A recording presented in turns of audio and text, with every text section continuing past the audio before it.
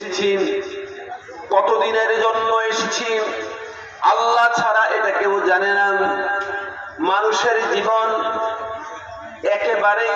একেবারেই নড়বড়ে। যে কোনো সময় মানুষ মরে যেতে পারে, যে কোনো সময় আজরাইল ঘাড়ে বসে যেতে পারে, যে কোনো সময় আমরা লাশ হয়ে যেতে পারি। আল্লাহ রাব্বুল আলামিন আমাদেরকে তার জীবনের যত নিয়ামত দিয়েছেন তার শুকরিয়া আদায় করার কথা বলেছেন।